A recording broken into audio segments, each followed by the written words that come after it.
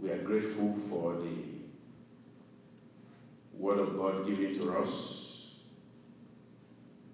We ask that we will not just be receiving, but we will do something with what has been done for us. Give us the grace, Lord, to make use of all the things you have been teaching us, so that we can be able to become productive Christians, productive believers, in the name of the Lord. In Jesus' name we pray. Amen. We come to the Colossians today, even though after this study we're actually going to go to other sections, and then we're going to be back to it in a couple of studies later. However, I just thought it's important for us to emphasize what Paul said in Romans chapter 1 verse 16, which is our memory verse today. It says, "For I am not ashamed of the gospel of Christ, for it is the power of God unto salvation to everyone that believeth, to the Jew first, and also to the Greek." That memory verse is very apt, or it's appropriate for the Colossian epistle, because the epistle to the Colossians is basically talking about what Christ did, what Christians should do. It's that simple. If you're looking for a way to summarize it, what did Christ do? He gave us what? Salvation. What are we supposed to do? Proclaim the gospel of salvation. That's Colossians for you, in a very simple way. I mean, we came from the epistle to the Philippians. That one simply talks about joy. Amen? Joy. Joy is serving the Lord. Joy is suffering. Joy in believing. Joy in giving. You give joyfully, you serve joyfully, and you suffer joyfully. Praise the Lord. So, these epistles have very direct appeal to us. And so the Colossian epistle is talking so much about what Christ did and what we are supposed to do. So Paul said, "I am not ashamed of the gospel of Christ." Why? Because it gives me power. I receive power from it, and then through it I am able to use that power for the benefit of the gospel and of people out there. You know, somebody said, there are certain things you will never regret. And Paul is saying, I am not regretting the salvation. I have no regret that I am saved. I believe you can say that to yourself. I have no regret that I am saved. That's what Paul Apostle is saying. I have no regret that I'm saved, because salvation brought power. We were powerless before we were saved. We were so powerless. Sin just rode over us, crushed us, destroyed us, messed us up, took everything that we can say we had. Our standing before God was taken away from us.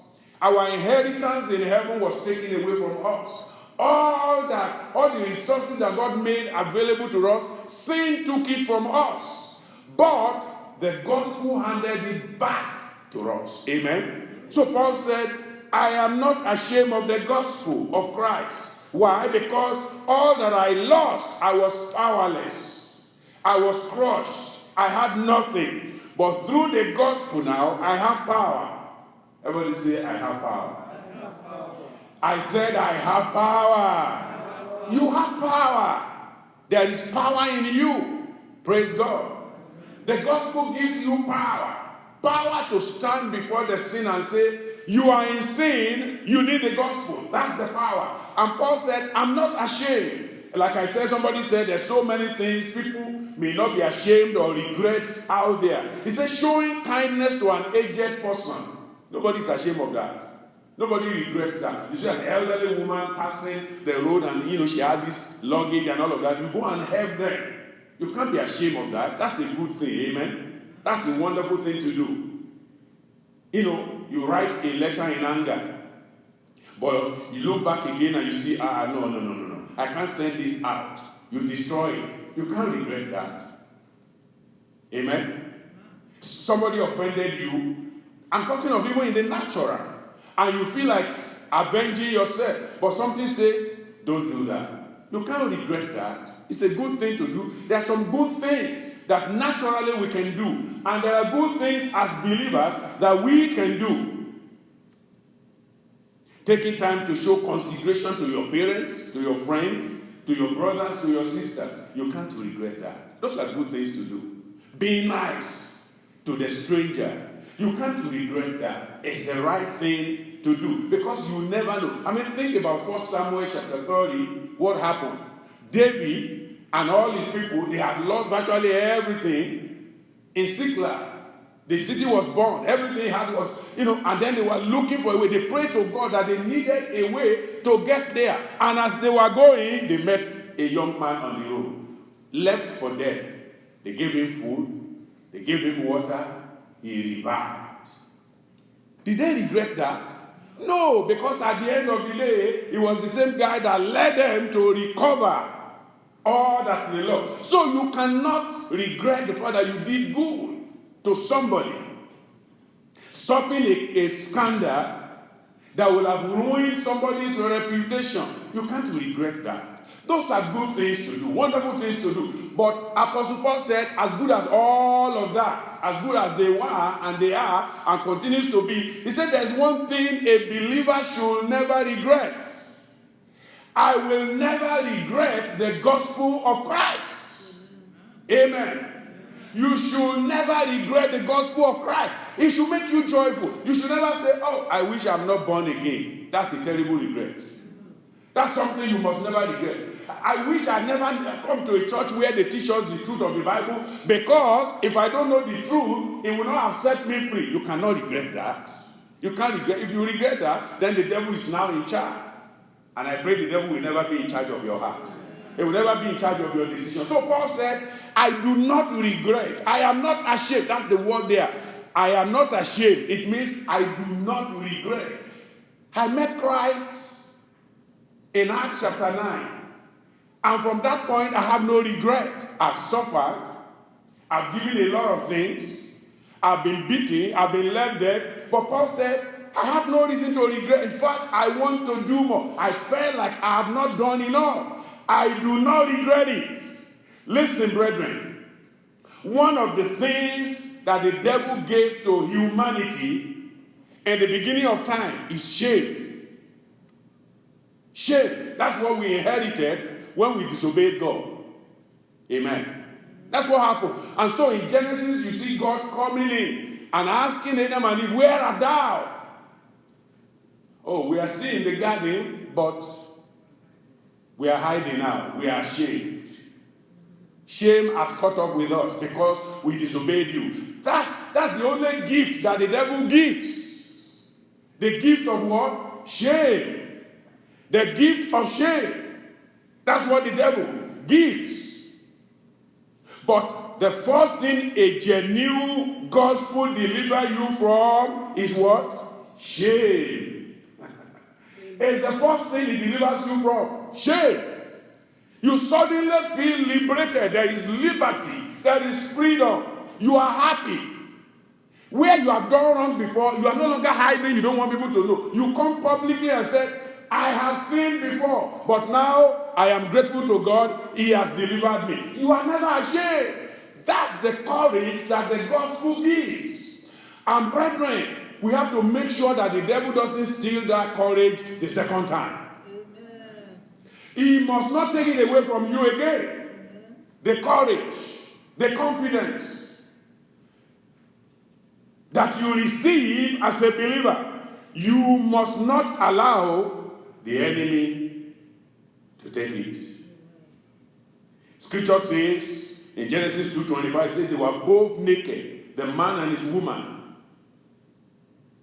They were both naked in the garden. They were naked.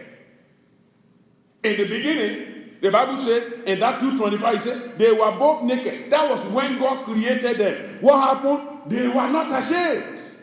That's how God created them. They were not ashamed. And then the enemy came in Genesis 3 verse 5, and he said, for God knows that in the day you eat thereof, then your eyes shall be open, and ye shall be as God, knowing good and evil. The lie of the devil. You know, the devil will come to the believer and say, why do you have to be in a place where every day is all Bible, Bible? Find somewhere else to go. Because he's trying to take that freedom and liberty from you. He wants you to go to a place where you are no longer ashamed. You are not ashamed of anything. And all you do is you just languish in sin and immorality. And you have no conscience. The devil wants people to be like that. But a genuine gospel takes shame out of your hand, out of your life. It makes you bold. So Paul said, I am not ashamed. Whatever the enemy wants to do to me, I am not ashamed. You will not be ashamed. So they were not ashamed, but the enemy sold them a gospel that was not good. The first gospel gave to them, that God gave to them, was dwell in this place.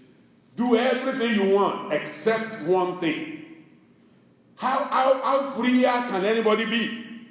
You have this garden, everything is beautiful. Take care of it, eat of it, do whatever you want, but you know what? Just one thing. Keep yourself away from it. It's like today. God says you are a child of God, but keep yourself from one thing. What is that one thing? Sin. Sin. And most people will say, who cares? Sin. I mean, that's part of life. No, not the life of a believer. Amen. We are free from sin. Amen. I said we are free from sin. But you cannot be free from sin if you don't have the gospel. If you reject the gospel, if you don't receive the gospel, you will think you are in liberty, but you are in licentiousness, not liberty, when you don't have the gospel. So scripture says in Genesis 3:7, as we talk about guilt and shame that they procured, or nature procured for us, Genesis 3:7, it says, and the eyes of them both were open, and they knew that they were naked. Initially, in chapter 2, verse 25, they were both naked, and it didn't make any sense to them. They didn't care. And they were not ashamed. But now, their eyes were open, they knew they were naked, and they sewed fig leaves together and made themselves aprons. That didn't cover anything. That shame could no longer be covered. It could no longer be covered. And it took God to clothe them. It took God to come and help them, because those leaves that they sewed together could not cover them. God has to make for them aprons made from the skin of animals so that they can cover their nakedness. So all that sin gives us, all that the serpent gives you, all that the devil gives you is shame. Amen. The Lord will deliver us from that kind of shame. So let me tell you, brethren, rejecting the gospel is very dangerous, it's damnable, it's destructive to people today. Just like Adam and Eve rejected the gospel truth that God gave them in the beginning. It was the gospel that God gave them. God told them, this is the truth of living in my paradise, in Eden. This is the truth. Just one thing. Be free. Enjoy your freedom. But he stripped that freedom by just one thing. And they couldn't handle it. So rejecting that gospel and rejecting the gospel today is dangerous, damnable, and destructive. Adam and Eve lost the freedom and the provision of God in Eden. And sinners today, they have lost the provision, the liberty, the freedom that God gives to all his children. And so you and I must say no to sin. We must say no to the serpent. We must say no to death. We must say yes to Christ and say yes to God. We say no to damnation, no to hell, no to death. The devil knows that if you receive it, you will die. Because he wants you to continue in guilt and shame that was procured. But number two, genuine salvation gospel proclaims the liberty of man. Amen. Genuine salvation. You see, it is when you get the gospel that the truth becomes yours. Amen. Jesus said, ye shall know the truth. What will happen to the truth? That's what this Colossian thing is about. What Christ did and what you as a believer should do. It sets you free. You receive the gospel. That's what Paul said. I have received the gospel. I am not ashamed. You will not be ashamed. I have received the word of God, the gospel proclaimed to me. I am not ashamed. You will not be ashamed. You know, Jeremiah once said that many a time people receive the gospel and they want to keep quiet. You will not keep quiet. Paul said, I can't keep quiet. It is the gospel of salvation, not just to me only, but to everyone that believeth.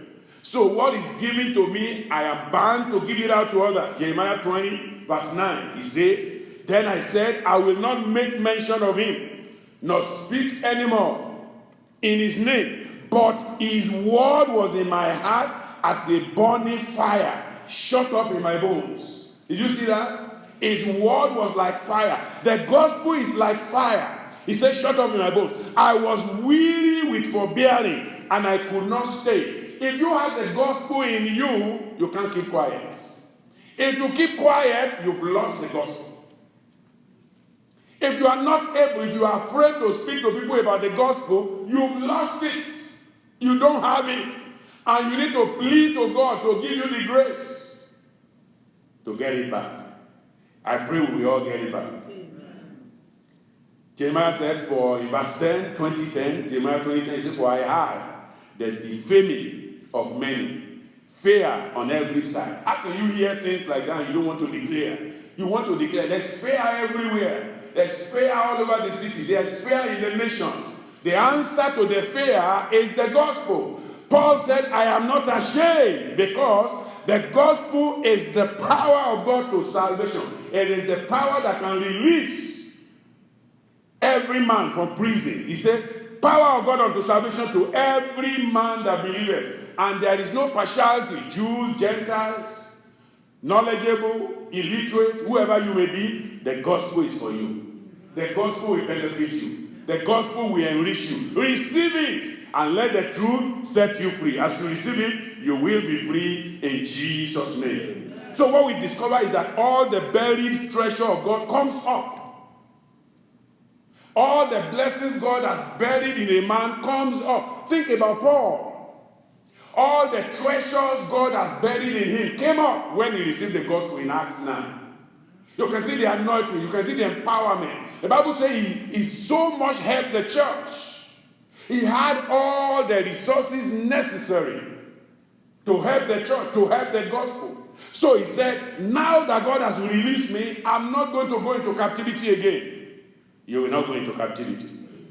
So let the gospel set you free. Don't be ashamed of the gospel. All the buried treasure in you must come alive. God has given you power to bring others to him. That buried treasure must come alive. God has some people whose eternal life are attached to the gospel that you will preach. God will open your mouth, you will be willing, and God will help you to proclaim it in Jesus' name. When we proclaim the gospel, we set men free. We release men. Paul says, I am not ashamed because of the power. If you are ashamed of the gospel, you step over the power. You oppress the power that the gospel brings, you press it down. You don't allow people to receive it. There are a lot of people in bondage and they need that gospel. God will give you grace to declare the gospel in Jesus' name. So all those buried treasures, God must bring them alive. You know, think about Ezekiel in the valley of bones. Think about Ezekiel saying, I don't have the power. I can't do anything. They are dead bears bones. God says, no. Just decree it. Just say it. Just declare it. Because when you say the word, it will come. And Ezekiel, probably maybe he didn't believe it. In that chapter 37, let's go back there. Because you have to believe that there's power in your gospel. Amen. It's the gospel of Christ, but it is also what? Your gospel. Do you believe that? Do you believe that it's your gospel? Yes. Okay, let me read it to you if you don't know. 1 Thessalonians, I will read that before Ezekiel 37, which is where I was going. 1 Thessalonians. Look at what Paul said. 1 Thessalonians. In chapter 1, in verse 5. For our gospel. What did he call it? Our gospel. It becomes our gospel. It's the gospel of Christ, but now we have made it ours. And in another passage, Paul said, my gospel. It became personal. So when you know it's your gospel, you know that there is power in your gospel. I said there is power in your gospel. It is the almighty divine gospel. It is our gospel, but now it is your gospel.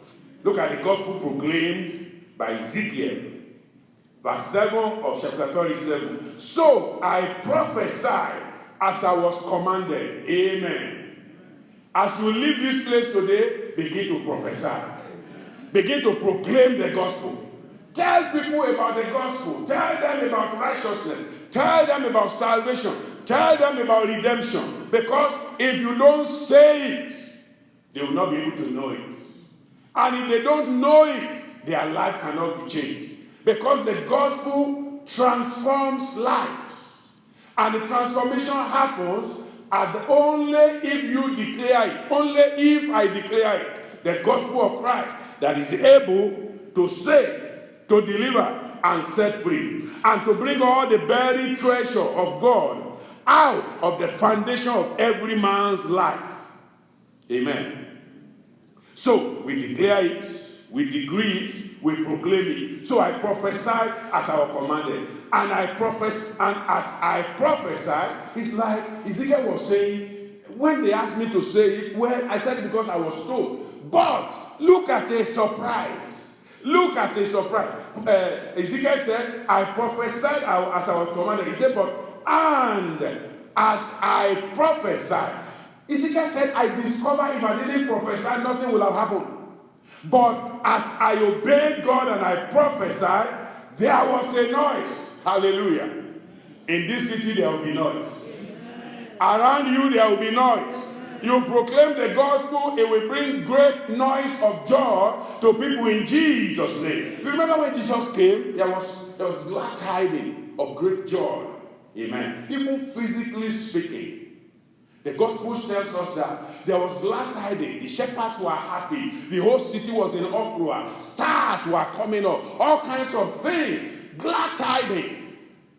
Glad tidings of great joy to the whole city, to the king, to the rulers, to everyone. So, as you and I proclaim the gospel, he said there was a noise. And behold, a shaking. Hallelujah. It won't happen if you don't proclaim it.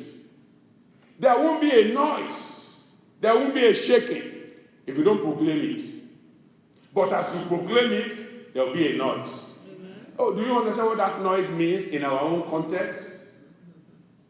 Somebody hears the gospel and there's an initial confusion in their head. They are thinking it, noise all over. But suddenly, in the midst of that noise, there is what? A shaking. What is that shaking about? The foundation of error is being broken. The foundation of ungodliness is being broken. All the chains of the devil is being broken. There is a shaking. I pray in our generation there will be a shaking. Amen. And then he says, and the bones came together, bone to his bone. Hallelujah. Bones to his bone. It's like things begin to arrange. You speak the gospel and things begin to arrange. People's lives begin to arrange. Amen. All the disjointed areas of their life begins to arrange. Their eyes open. Their mouths open. They now understand their place in God. Now they understand what God wants them to do. There is a shaking. Bones to bones begin to join themselves. They came together, bone to his bone. And when I beheld, hallelujah. You know, when you proclaim the gospel, it's wonderful that you enjoy the scenery. Praise God. You know, you are in a gospel crusade and you see what God is doing. You see people running to the altar to give their life. Ezekiel said, I behold, lo, the sinews and the flesh came up upon them, and the skin covered them. Miracle. Amen. Miracle. You see the life of people being joined together, and suddenly people that look like they are naked, they are nothing, they are powerless, they rise up, they declare the glory of God, they sing hallelujah, and they are ready, they are mobilized to become armies for the Lord. Paul said, this is why I am not ashamed. Because the power of God is able to transform even the dead bones, turn them to great army. And I'm praying today, all the dead bones will become great army. I say all the dead bones become great army. In the name of Jesus. But what happened? As that happened, then the truth of God becomes palpable. Then the gateway is broken. And everybody is allowed to move in.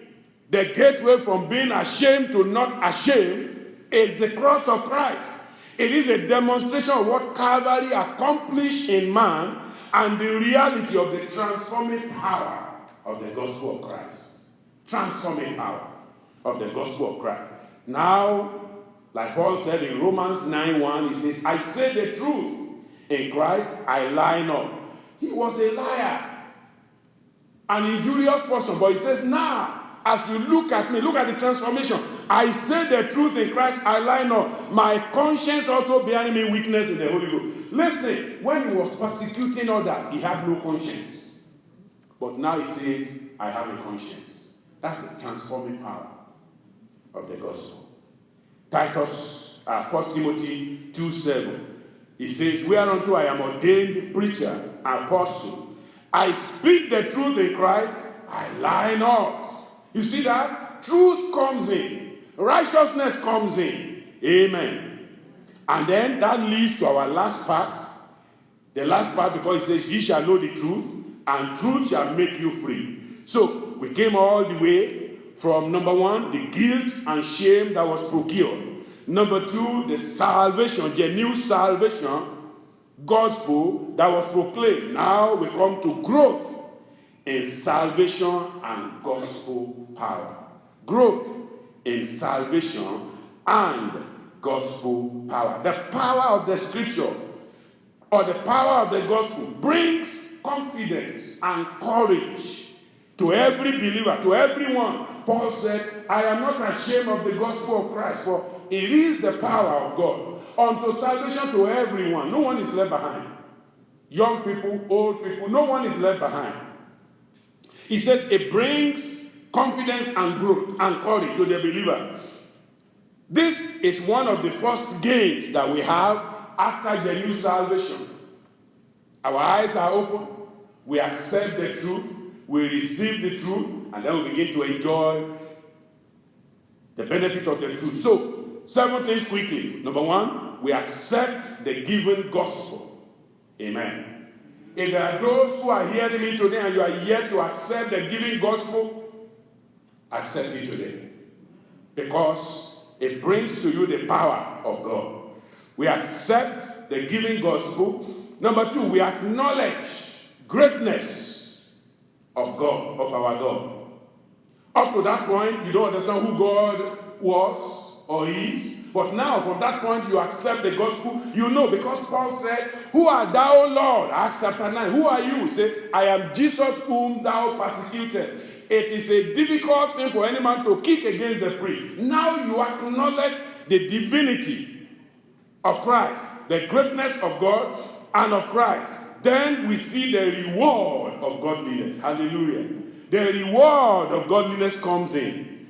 We accept the giving gospel. We acknowledge the greatness of God. We see the reward of godliness. And then that grants righteousness unto us. It grants us righteousness. Thereby, number 5, we realize the gains of the gospel. Amen. Now you suddenly realize that there is gain in the gospel. There's freedom. There's liberty. There is truth. There is power. The gains of the gospel. There is growth. There is courage. You lose the shame. You gain the courage. You gain the righteousness. And now, number 6, you rest in the goodness of God. Hallelujah. You rest in the goodness of God, and finally, you also now, you release the gospel of God to others. It's a cycle. It keeps going. It keeps going. It was released to you, now you are able to release it unto others. And part of those blessings, Paul said in Romans 5:5, and hope maketh not ashamed, because the love of God is shed abroad in our hearts by the Holy Ghost, which is given unto us. After the first gain of confidence and courage, we continuously receive the gift of truth, open eyes, and other multifarious blessings, including the Holy Ghost that is given unto us. Hope maketh not ashamed, because the love of God is shed abroad in our hearts by the Holy Ghost. Now we have the ministration of the Holy Ghost. Amen. And 2 Corinthians 7:14, Paul said, if I have boasted anything of him, to him of you, I am not ashamed. But as we have spake all things to you in truth, even our boasting, which I made before Titus, is found in truth. Hallelujah.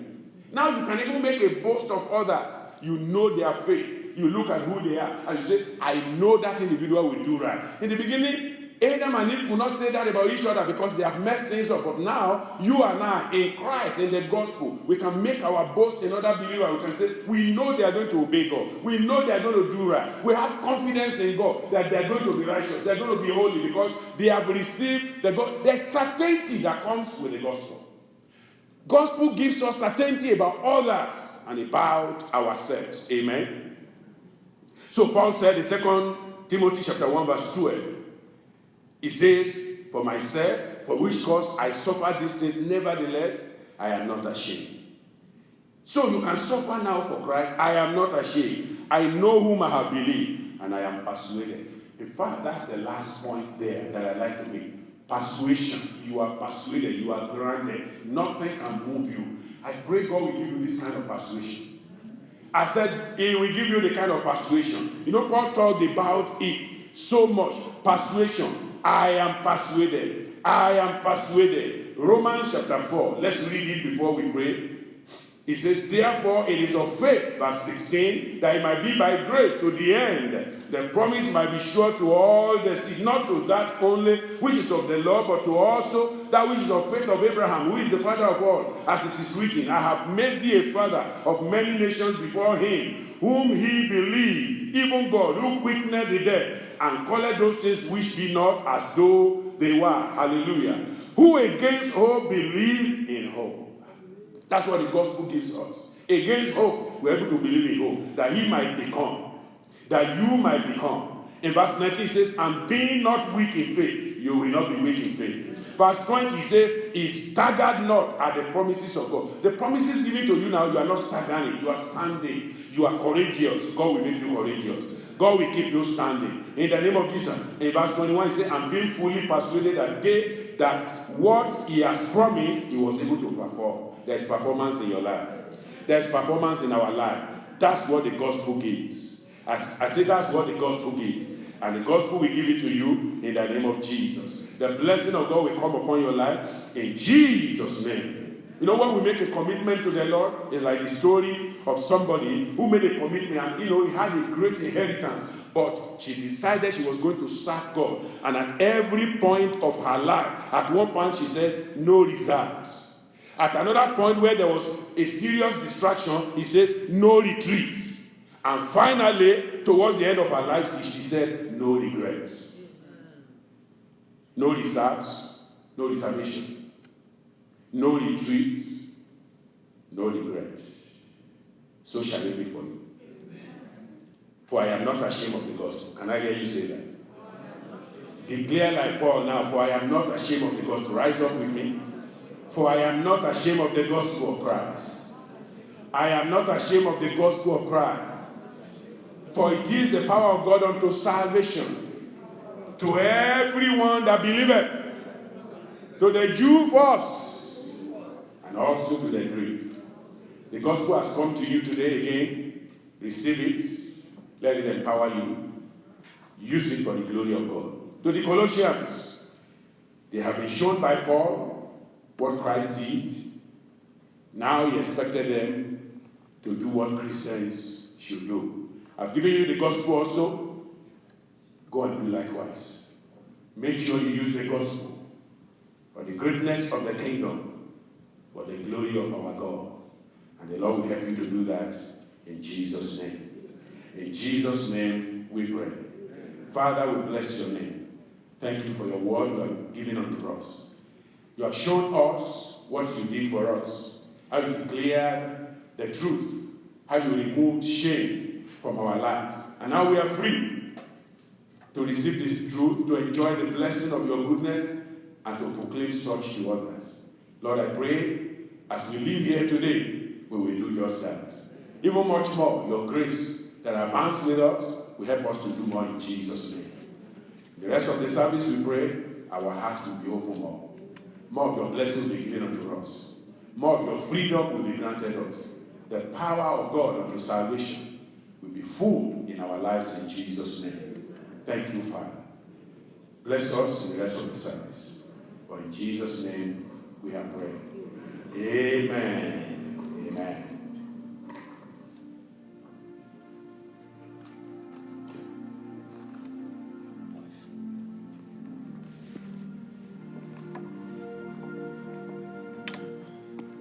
Praise the Lord.